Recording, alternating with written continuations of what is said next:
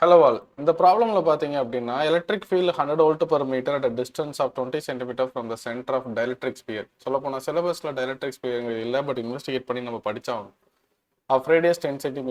So நான் ஒரு dielectric sphere வரைஞ்சுக்கிறேன். அதோட radius வந்து 10 cm. கொடுத்துருக்கிறது என்னன்னு பார்த்தீங்கன்னா 20 சென்டிமீட்டர்ல எலக்ட்ரிக் ஃபீல்ட் கொடுத்துருக்காங்க. சரியா? அது எவ்வளோன்னு பார்த்தீங்கன்னா 100 volt per metre. Okay. And சென்டர்ல இருந்து 3 சென்டிமீட்டர் எலக்ட்ரிக் ஃபீல்ட் என்னன்னு கேட்டிருக்காங்க.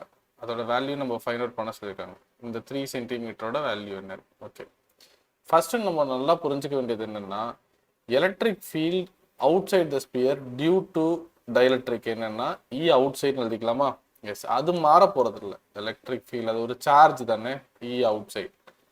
அதோட ஃபார்முலா என்னன்னு பார்த்தீங்கன்னா நார்மலாக கே கியூ பை ஆர் ஸ்கொயர்னு எழுதுவோம்ல.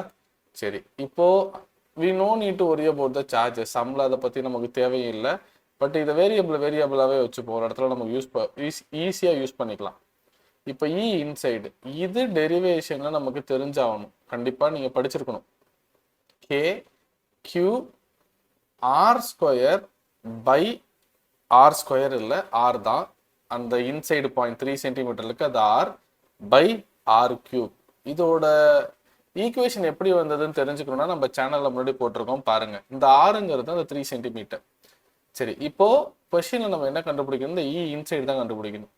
அப்போ இ இன்சைட் பக்கா divided by E out side.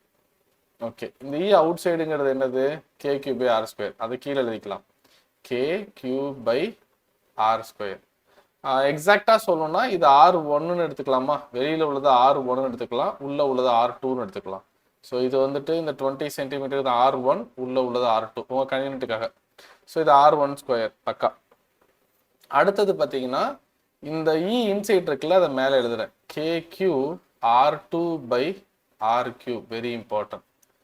இதை பார்த்தீங்கன்னா denominator of the denominator becomes numerator. அதுக்கு முன்னாடி இந்த கே கியூ கேன்சல் பண்ணிடலாம். இப்போ என்ன ஆன்சர் வரும்னா R one square R two by R cube. இந்த ஆர் யாருன்னு பார்த்தீங்கன்னா ரேடியஸ். அதில் எந்த டவுட்டும் வேண்டாம். ஓகேவா? எஸ். இப்போ ஆர் ஒன் ஸ்கொயர் என்ன?